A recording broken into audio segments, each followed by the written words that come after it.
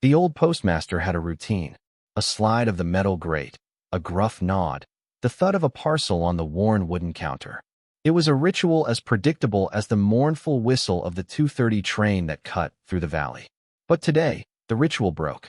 Julian, the new postmaster, who was neither old nor gruff, met my gaze, and for a moment, the clock on the wall seemed to stop ticking.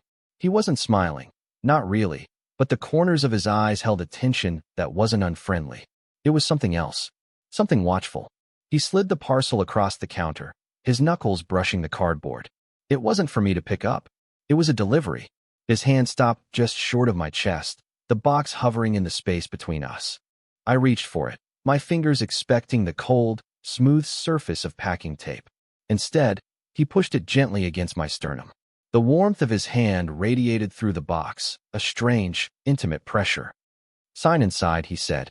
His voice was always a surprise, a low rumble that seemed too deep for the small, sun-dusted space. It was a voice made for quiet rooms and late nights, not for announcing postage rates. Before I could process the words, or the touch, a metallic click echoed in the silence. He had locked the front window's service grate. The heavy brass bolt slid home with a sound of finality. A sign, flipped from open to closed, now faced the empty street of Havenwood. My heart gave a sharp, painful kick. We were alone. With me, he finished, his eyes never leaving mine.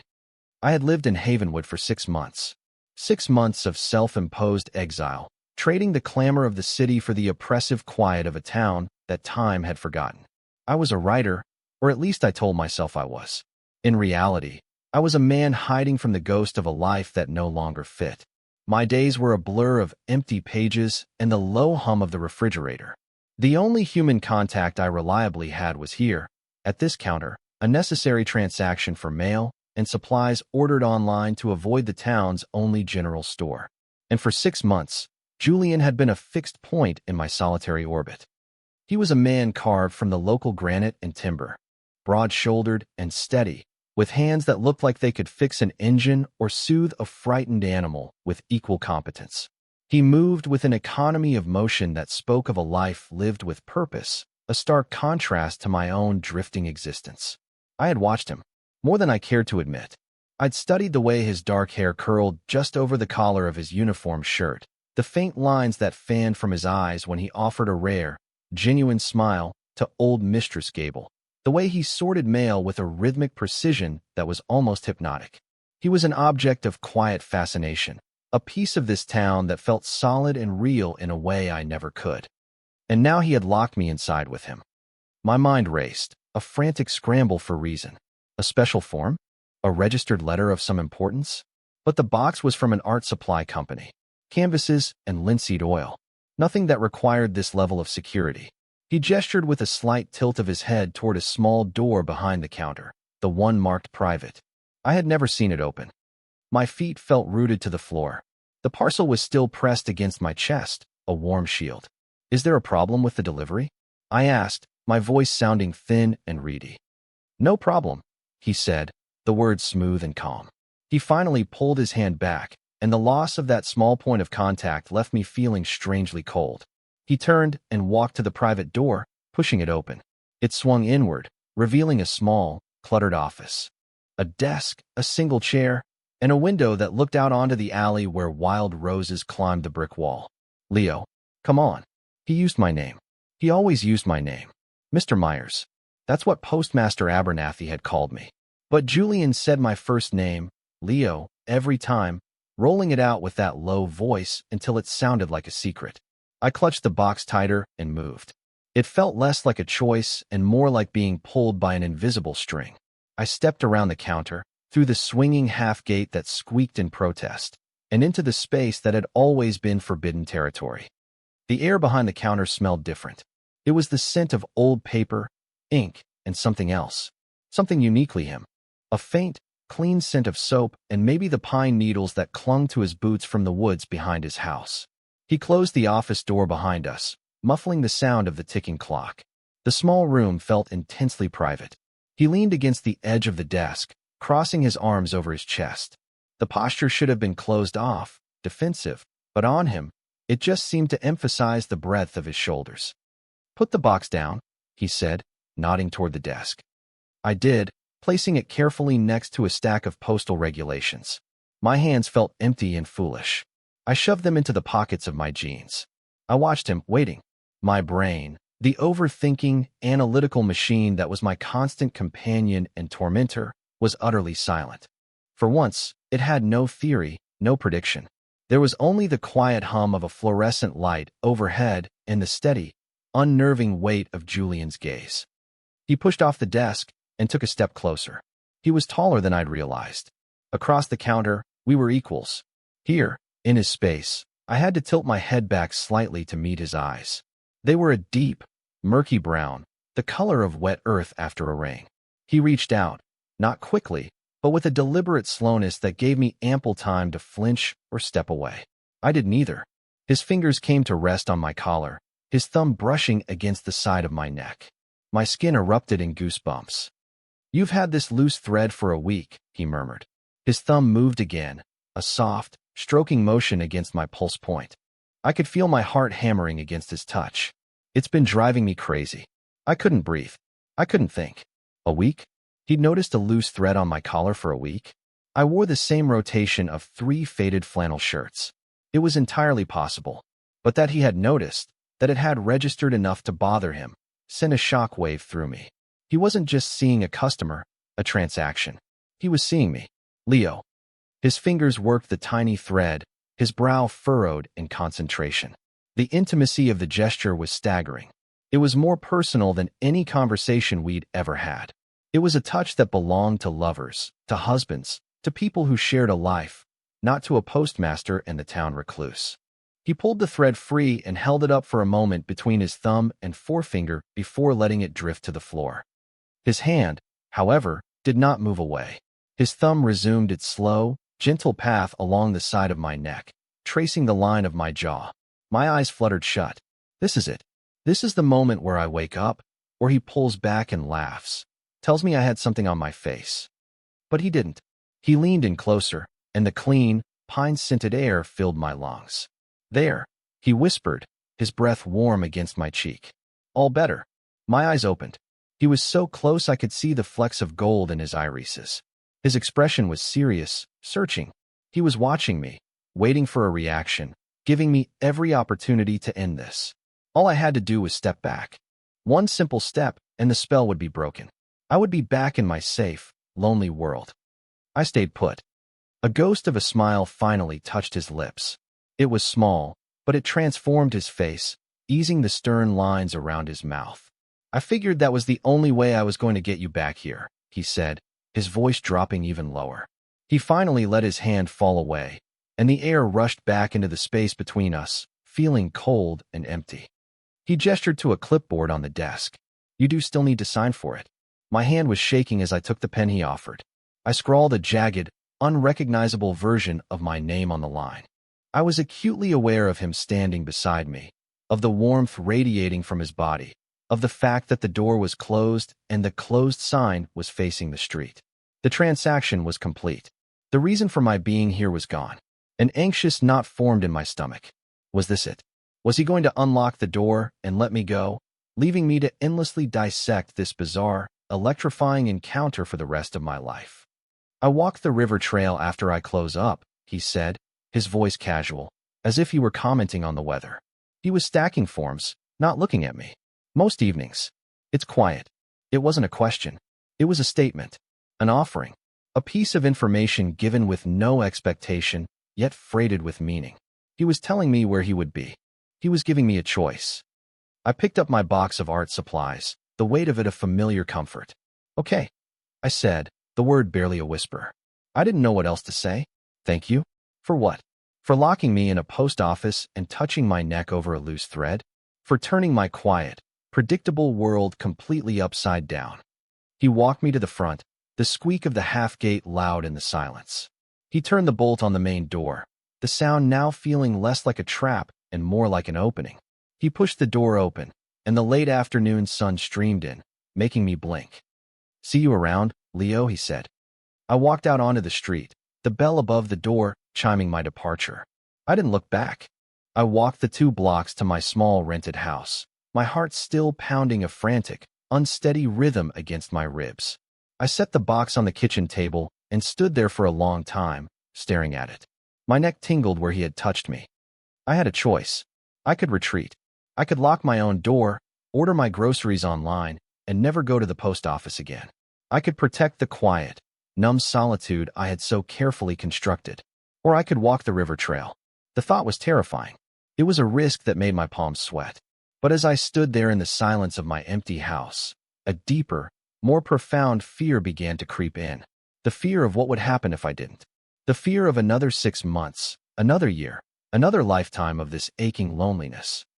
The sun began to dip below the ridge line, painting the sky in shades of bruised purple and soft orange. I took a deep breath, and then I changed my shoes. The path along the Havenwood River was little more than a deer trail, worn smooth by generations of quiet walkers and wandering teenagers. The air was cool and smelled of damp earth and decaying leaves. I walked for what felt like miles, my anxiety a live wire in my chest. Every snap of a twig, every rustle in the undergrowth, made me jump. I felt foolish, exposed. What was I even doing here? He probably wasn't coming. It was just a casual comment. I had built a whole fantasy around a stray thread and a locked door. I was about to turn back when I saw him. He was standing on a large, flat rock that jutted out over the water, skipping stones across the surface. He wasn't in his uniform anymore. He wore a simple gray Henley that stretched across his shoulders and dark, worn jeans. He looked younger, less like an institution and more like a man. He didn't seem to have noticed me. He was absorbed in the simple act, his arm moving in a smooth, powerful arc, sending flat gray stones dancing across the darkening water. 1, 2, 3, for skips before a quiet plunk. I stood there for a moment, just watching him. In the fading light, he seemed a part of the landscape, as solid and enduring as the ancient pines that lined the riverbank. This was a side of him I couldn't have imagined. Quiet, contemplative, at peace. The Julian behind the counter was efficient and professional. This man was something else entirely. I must have made a sound, a scuff of my boot on the gravelly path, because he turned. He didn't look surprised. He just watched me approach, a small, knowing look in his eyes. He didn't smile, but he didn't need to. The quiet welcome was there all the same. "Evening," he said, his voice the same low rumble, but softer out here, mingling with the sound of the rushing water. "Hi." I managed my voice tight. I walked over to the edge of the rock, keeping a careful distance between us. The air was colder near the water. I shoved my hands back into my pockets. We stood in silence for a long time, watching the last vestiges of sunlight fade from the sky. It wasn't an awkward silence. It was comfortable, companionable. It felt like we had done this 100 times before. With Julian, words seemed less necessary. His presence was a statement in itself. "You're a writer," he said, finally. It wasn't a question. I was startled. "How did you know?" I had told no one in this town. My mail was mostly bills and packages. "The return address on your manuscripts," he said simply, "when you mail them out, and the sheer volume of books you receive. Figured you weren't just a collector." Of course. The postmaster. He saw the architecture of my life in the parcels and envelopes that passed through his hands. He knew I was trying to get published. He knew about the rejections that came back in thin, self-addressed stamped envelopes, and the hopeful, thick packages I sent out. He had a map of my failures and my hopes. The thought should have been mortifying. Instead, I felt a strange sense of relief. I didn't have to explain myself. He already knew. "I'm trying to be," I admitted, looking out at the river. "Mostly I just stare at a blank screen." "I know the feeling," he said. He picked up another stone, weighing it in his palm. "Sometimes the hardest part is just starting." He flicked his wrist, and the stone skipped 5 times before disappearing. A new record. We talked for over an hour as darkness settled around us. It was easy, effortless. I learned that he had grown up here, left for a decade to work in forestry up north, and had come back a year ago when old Abernathy retired. He'd taken the postmaster job because it was steady, and because he was tired of moving around. He spoke of the woods with a quiet reverence, and of the town with a kind of resigned affection. He didn't ask me why I had come to Havenwood. He didn't pry into the life I had left behind. He just listened, his head tilted slightly, his gaze fixed on my face as I spoke. I found myself telling him things I hadn't told anyone, about the novel I was struggling with, about the frustration and the doubt. It all came spilling out of me, a torrent of words held back for too long. When the moon rose over the trees, casting a silver light on the water, he finally looked at his watch. "It's getting late," he said. "I should walk you back." The path was darker now, the tree roots and rocks hidden in shadow. He walked ahead of me, his broader frame a dark silhouette against the moonlight. At a particularly treacherous spot, where the path narrowed along a steep bank, he stopped and held out his hand. "Careful here," he said. I hesitated for only a second before taking it. His hand was large and calloused, engulfing mine completely. His grip was firm, secure. It was a simple, practical gesture, a steadying hand in the dark. But it felt like so much more. It felt like an anchor. He didn't let go once we were on level ground. He kept hold of my hand all the way back to the edge of town, his thumb occasionally rubbing a slow circle over my knuckles. We walked in that comfortable silence again, the only sounds the crunch of our feet on the path and the distant call of an owl. He walked me all the way to my front porch. The light I'd left on cast a warm, yellow glow, illuminating the peeling paint and the pot of dead geraniums I kept forgetting to throw out. He finally released my hand at the bottom of the steps. "Well," I said, the silence suddenly feeling charged. "Thanks. For the walk." "Anytime," he said. He looked up at my small house, then back at me. "You should get a new light for this porch. This one's going to burn out soon." It was such a practical, mundane observation. But coming from him, it felt like a promise. A promise of future observation. A promise that he would be around to notice if my light burned out. "I'll put it on the list," I said with a small smile. He nodded, a brief, sharp dip of his chin. He lingered for a moment, as if there was more to say, but then he just turned and walked away, his footsteps fading into the quiet of the night. I went inside and leaned against the closed door, my hand still tingling from the memory of his. Something had shifted. The silence in my house no longer felt like loneliness. It felt like anticipation. The next week was a study in quiet escalation. I still went to the post office every day, but now it was different. There was a current of unspoken understanding that flowed between us. Our conversations were still brief, still about postage and weather. But his eyes would hold mine a second longer than necessary. A smile would touch his lips when I walked in, a private acknowledgement that only I could see. One afternoon, I was mailing off another manuscript. My hands were smudged with ink, and I was flustered from a morning spent wrestling with a particularly stubborn chapter. I fumbled with the packing tape, trying to seal the thick envelope. "Here." Julian's voice was low beside me. He had come out from behind the counter. I hadn't even heard him move. He took the roll of tape from my clumsy fingers. "Let me."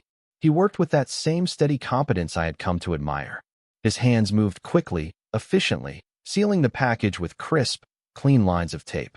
He was standing so close I could feel the heat from his body, could smell that faint scent of pine and soap again. My breath caught in my throat. I was hyper-aware of his arm brushing against mine, of the way his brow furrowed in concentration. It was just a package, just tape. But my entire universe had shrunk to this small, shared task. When he was done, he ran his hand over the smooth surface, as if to check his work. He looked up at me, and we were closer than we had been in his office. His gaze dropped to my lips for a fraction of a second, a flicker so quick I might have imagined it. But I didn't. The air crackled with a tension so thick I could taste it. He cleared his throat and stepped back, breaking the spell. "There you go," he said, his voice a little rougher than usual. "Good luck with this one." "Thanks," I breathed out. That evening, I found a new light bulb on my porch. It was in a small paper bag, resting on the welcome mat. No note. It didn't need one. I unscrewed the old, flickering bulb and replaced it with the new one. It cast a bright, steady light, chasing the shadows away. I stood under it for a long time, looking out at the dark street, a slow, warm feeling spreading through my chest. It felt like hope. Our walks by the river became a regular thing. Not every night, but often enough to become a new kind of routine. We would talk, or we would walk in silence. I learned to read his moods not by his words, but by the set of his shoulders, the pace of his stride. He learned that my silences were not unhappiness, but thought. We were learning the language of each other's quiet. One evening, a sudden downpour caught us far from town. The sky opened up with a ferocity that was breathtaking. We were soaked in seconds. Laughing, we took shelter under the dense branches of an ancient spruce tree. The world outside our small haven was a wall of gray water. "Well," Julian said, wiping rain from his face with the back of his hand. "This is cozy." We were huddled close, our shoulders pressing together. I could feel the warmth of him through my wet shirt. His hair was plastered to his forehead, and droplets of water clung to his eyelashes. He looked wild, untamed. He looked beautiful. "I don't mind," I said, and the words were truer than anything I had said in years. I didn't mind at all. I could have stayed there forever, tucked away from the world with him. He turned his head to look at me, his face just inches from mine. The sound of the rain was a dull roar around us. His eyes were dark and serious. He was looking at me with an intensity that made my stomach swoop. The playful mood had vanished, replaced by that familiar, potent tension. "This is it. I am standing here, soaked to the bone under a spruce tree, and he is going to kiss me." The thought is not a thought, it's a physical certainty. My entire body is humming with it. My skin is alive, every nerve ending waiting. I watch his gaze drop to my mouth again, this time for longer. It's not a flicker. It's a clear declaration of intent. My lips part on a breath I didn't realize I was holding. And then he blinks. He pulls back, just a fraction of an inch, but it's enough. He clears his throat and looks out at the rain, which was already starting to lessen. "Looks like it's letting up," he said, his voice strained. "We should head back before it gets too dark." The moment was gone. The bubble of intimacy burst, leaving me feeling cold and confused. I nodded, unable to speak. The walk back was silent, but this time it was a different kind of silence. It was heavy with unspoken things, with the ghost of a kiss that hadn't happened. He left me at my door with a curt nod and disappeared into the twilight. I stood on my porch, under the steady glow of my new light bulb, shivering. It wasn't from the cold. It was from the whiplash of what had almost been. Why had he stopped? Was I wrong? Had I misread everything? The doubt that was my oldest and most loyal companion came rushing back, filling my head with its familiar, poisonous whispers. "You're a fool. You imagined it all. He was just being kind." I didn't go to the post office the next day, or the day after. I couldn't face him. I couldn't bear to see the polite, professional mask back in place, to pretend that nothing had happened under that spruce tree. I stayed in my house, the words on my computer screen a meaningless jumble. The silence was lonely again. I had tasted something real, and the return to my self-imposed isolation was unbearable. On the third day, there was a knock on my door. It was late afternoon, the time Julian would be closing up. My heart leaped into my throat. I stood frozen in the middle of my living room, my mind a whirlwind of panic. I couldn't answer it. I couldn't. The knock came again, firmer this time. "Leo, I know you're in there. I can see your light on." His voice, muffled by the door, sent a tremor through me. He sounded. I wasn't sure. Not angry. Just determined. I took a deep, shaky breath and walked to the door. I unlocked it and pulled it open just a crack. He was standing on my porch, not in his uniform. He was holding a small brown paper bag that smelled faintly of cinnamon. His face was unreadable, his jaw tight. "You haven't been by," he said. It was a simple statement of fact. "I've been busy," I lied, my voice weak. He looked past me, into the dim interior of my house. He could probably feel the inertia, the stalled creative energy clinging to the air. He knew I was lying. He looked back at me, his eyes searching my face. "Did I do something wrong?" he asked, his voice quiet, devoid of accusation. It was a genuine question. The directness of it disarmed me. I opened my mouth to deny it, to make up another excuse, but the words wouldn't come. The truth was lodged in my throat, a painful, heavy lump. He seemed to take my silence as an answer. He sighed, a soft exhalation of breath. "Can I come in?" I stepped back and opened the door wider. He walked into my small living room, looking around. It was sparse, barely lived in. A couch, a coffee table piled with books, my laptop open on the small dining table. It was the room of a transient, not a resident. He turned to face me, holding up the bag. "Mistress Gable made cinnamon rolls. She always makes too many an offering. A reason to be here. A way to bridge the awkward, yawning space between us." "Thank you," I said, taking the bag. The warmth from the rolls seeped into my cold hands. We stood there in the middle of my living room, the silence stretching on. I felt like I was on trial. I needed to say something, to explain the chasm that had opened between us, but I didn't know how. He saved me. The other night, he began, his voice low and steady. In the rain. I hesitated. I'm sorry if that gave you the wrong impression.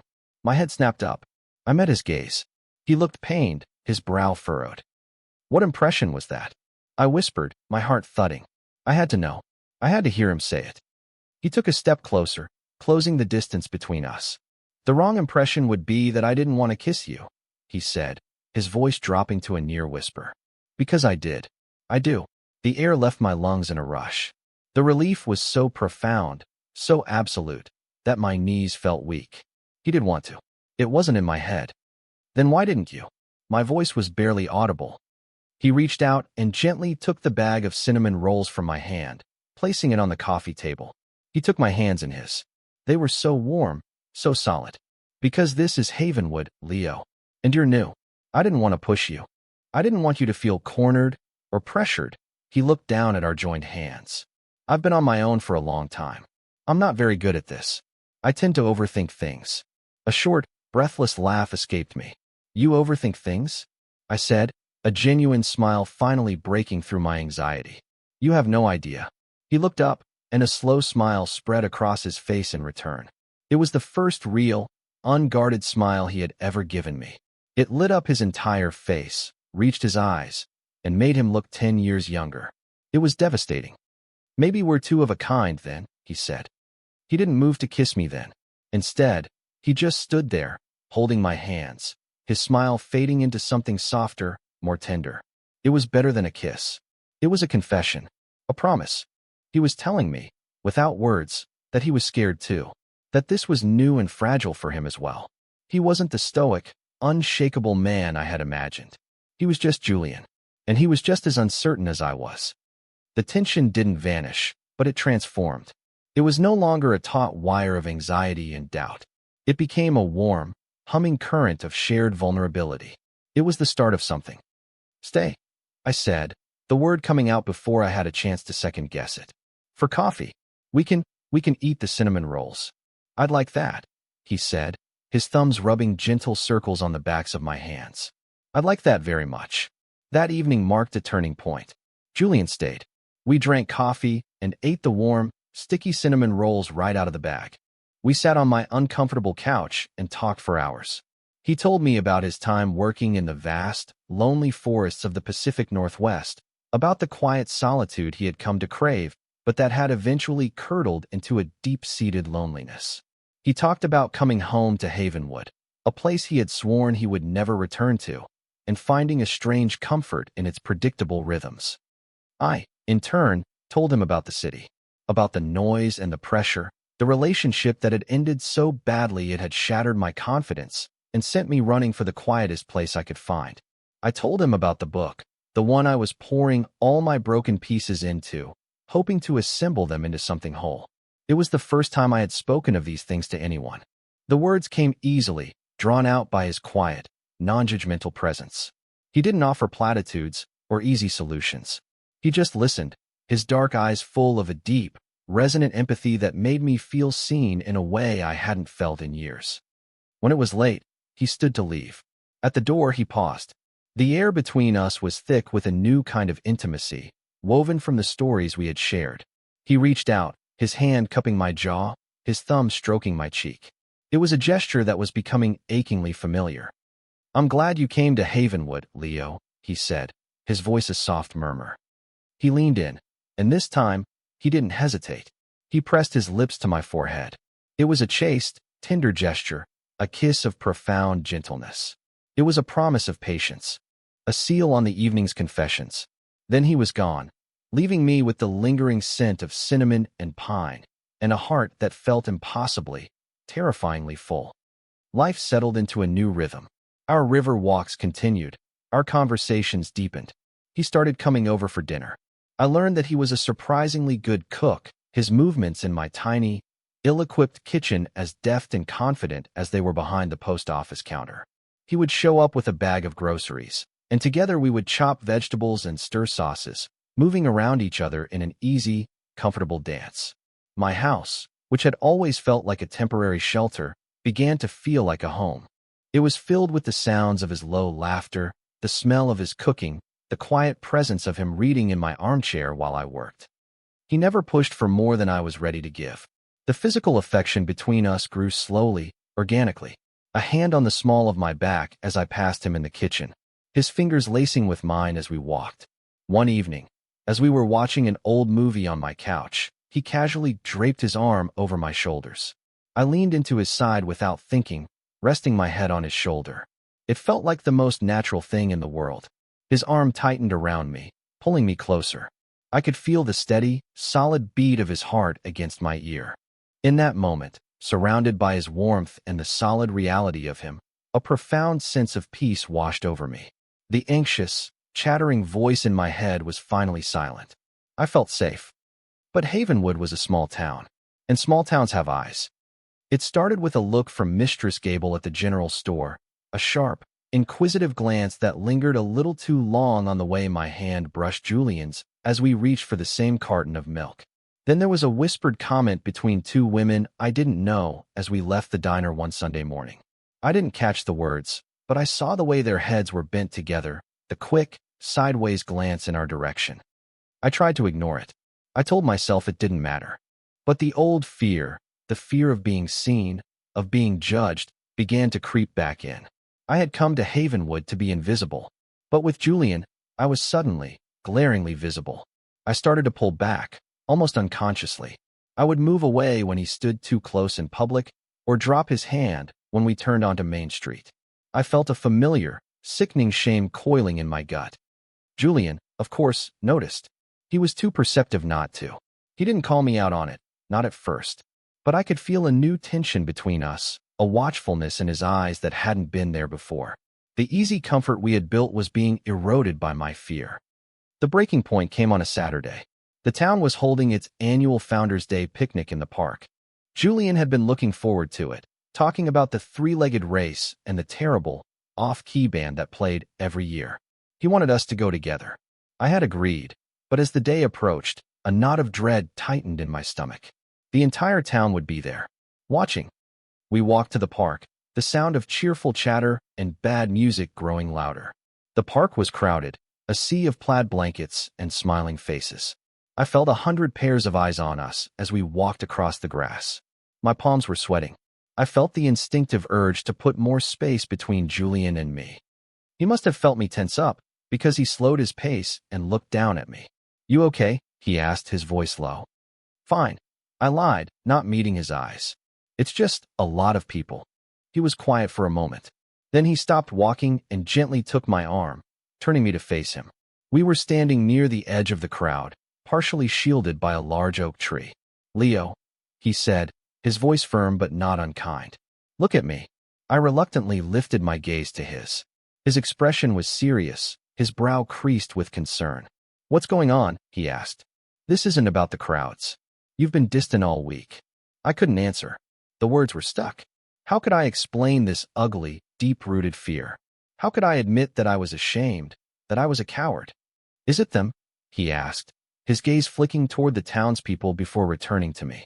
"Is it what they might think?" A hot flush of shame washed over me. I gave a small, miserable nod. He sighed, a long, weary sound. He let go of my arm and ran a hand through his hair. He looked tired. He looked hurt. And that hurt was a knife in my gut. My cowardice was causing him pain. "I told you," he said, his voice strained. "I'm not good at this. But I thought what we had was worth more than a few sideways glances from people who don't matter." He looked at me, his eyes pleading. "Am I wrong? Is this not real to you?" "No, it is real," I said, the words finally breaking free. "It's the most real thing in my life. That's what scares me." My voice cracked on the last word. I felt tears welling in my eyes, and I hated myself for it. I was falling apart in the middle of a town picnic. He stepped closer, his whole demeanor softening. He reached out and cupped my face in his hands, his thumbs gently wiping away the tears that had started to escape. He didn't seem to care that we were in public, that anyone could see us. His focus was entirely on me. "Hey," he said softly. "It's okay to be scared. I get it." He took a deep breath. "But I'm not going to hide, Leo. I spent too many years of my life doing that. I won't do it again. And I don't want to be with someone who wants me to. His words were a gut punch, but they were true. They were honest. He was laying out the choice before me, clear and stark. I could have him, all of him, out here in the light. Or I could have my fear, alone in the dark. There was no in-between. He searched my face, waiting. The noisy cheer of the crowd, the terrible music, it all faded away. There was only Julian, his hands warm on my face, his steady gaze holding me, waiting for my answer. This was the precipice. I could step forward, or I could fall back. I take a breath. It feels like the first one I've taken all day. I look at him, at the faint lines around his eyes, at the determined set of his mouth, at the unwavering honesty in his gaze.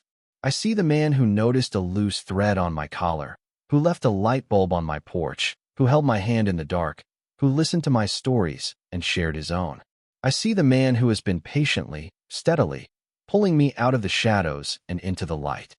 And I know what I have to do. I lean forward, closing the small gap between us. I press my lips against his. It's not a long kiss. It's not dramatic. It's soft and brief and a little bit salty from my tears. But it's a kiss in the middle of the Founders' Day picnic, in front of the whole town. It's an answer. It's a choice. When I pull back, the world comes rushing back in. I am suddenly aware of the silence that has fallen around us. The chatter has stopped. I can feel the weight of 100 stares. My heart is hammering against my ribs, a frantic, terrified bird. But Julian's hands are still on my face, holding me steady. He is smiling. Not a big, triumphant smile. It's a small, slow, breathtakingly beautiful smile. It's a smile of relief and of pride. There you are, he whispers, as if he had been waiting for me to arrive. He leans in and kisses me again, this time more firmly. It's a kiss that says, I've got you. It says, we're okay. It says, let them stare. And they do. But for the first time, I find that I don't care. I am anchored by the man in front of me, by the solid feel of his hands on my skin, by the undeniable truth of this moment. Let them stare. What we have is real, and it is more than enough. The aftermath of the picnic was not as dramatic as I had feared. There were no public confrontations, no shouted insults. There was just a subtle shift in the town's atmosphere. The sideways glances turned into direct, curious stares. The whispers became a little louder. But there was also an unexpected undercurrent of something else. Mistress Gable gave me a sharp, decisive nod the next time I saw her, a look that felt strangely like approval. Old Mr. Henderson, who ran the hardware store, offered Julian a gruff, "About time you settled down, son," as we walked past. It wasn't acceptance, not exactly. It was more of a grudging acknowledgement. We were a fact now, Julian and Leo, the postmaster and the writer, a new, permanent part of the town's landscape. Julian, for his part, seemed completely unbothered. He held my hand as we walked down Main Street, his head held high. His simple, unwavering confidence was a shield, and standing next to him, I began to feel its protection. My fear hadn't vanished entirely, but it had receded, becoming a small, manageable thing, no longer the monster that lived in my chest. Life became blessedly, beautifully normal. Our evenings fell into a comfortable routine of shared meals, quiet conversations, and the simple intimacy of sitting together in the same room, each lost in our own worlds. He with a book, me with my laptop, but deeply, contentedly aware of the other's presence. The silence in my house was no longer empty. It was filled with him. My writing, which had been stalled for so long, suddenly broke free. The words started to flow, fueled by the steady, quiet happiness that had taken root in my life. I wrote with a new honesty, a new vulnerability. I was no longer hiding on the page, just as I was no longer hiding in my life. One cool autumn evening, a few months after the picnic, we were sitting on his porch. Julian's house was small and neat, with a porch that looked out over the woods. He had a pair of sturdy rocking chairs, and we sat there, sipping whiskey, watching the sun set through the fiery canopy of maple and oak trees. I finished it, I said quietly into the twilight. He turned to look at me, a question in his eyes. The book, I clarified. I finished it today. A slow, proud smile spread across his face. He reached over and took my hand, his fingers lacing through mine. That's great, Leo. That's really great. I wouldn't have, I said, my voice thick with emotion. I couldn't have. Not without you. He squeezed my hand. You would have, he said, his voice firm. You had it in you all along. You just needed to get out of your own way. He was right, of course. He had never tried to save me. He had just stood by me, steady and patient, and given me the courage to save myself. We sat in silence for a while, watching the stars begin to prick the deep purple sky. The air was crisp, smelling of wood smoke and damp earth. I have something for you, he said, finally breaking the silence. He stood up and went inside, returning a moment later with a small, worn, brass key in his palm. He held it out to me. I looked at the key, then up at his face. His expression was open, vulnerable. It's not much, he said, a rare note of uncertainty in his voice. The house is small, but there's room. If you want it. My heart felt like it was going to beat its way out of my chest. It was just a key, a small piece of metal, but it was everything. It was a key to his house, to his life. It was an invitation. It was a commitment. It was the question I had been too afraid to ask, and the answer I had been hoping for. I took the key from his palm, my fingers closing around the cool metal. It felt heavy, substantial, real. I want it, I said, my voice barely a whisper. More than anything. He let out a breath he seemed to have been holding. He stepped forward and pulled me up from the rocking chair and into his arms. I wrapped my arms around his neck, burying my face in the crook of his neck. He smelled of wood smoke and whiskey and home. He held me tightly, his arms a strong, secure band around me. We stood there for a long time, holding each other on his porch, under the vast, star-dusted sky. There were no more words to say. Everything that needed to be said was in that embrace. The next morning, I woke up in his bed. The early morning light was filtering through the curtains, painting soft stripes across the wooden floor. Julian was still asleep, his arms slung possessively over my waist, his breathing a slow, deep rhythm against my back. I lay there for a long time, watching the dust motes dance in the sunbeams, listening to the quiet sounds of the house. I thought about the man I was when I first came to Havenwood, a ghost, hiding from his own life, wrapped in a thick blanket of loneliness and fear. I thought about the first time Julian had locked that post office door, a simple, decisive act that had set in motion a profound and irreversible change in the trajectory of my life. He had opened a door for me, a door I had been too afraid to even look for. I carefully slipped out of his arms and padded into the kitchen. I found the coffee beans, the grinder, the pot. I moved around his kitchen with a familiarity that felt both new and ancient, as if I had been doing this my whole life. As the coffee brewed, filling the small house with its rich, dark aroma, I looked out the window at the woods behind his house. The autumn leaves were a riot of color, a final, brilliant burst of life before the quiet of winter.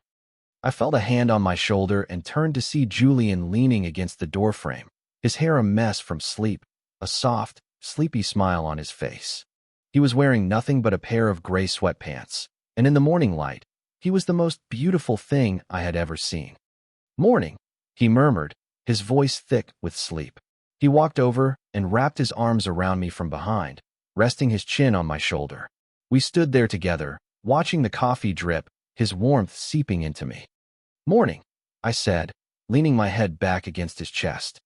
It was all so simple, so quiet.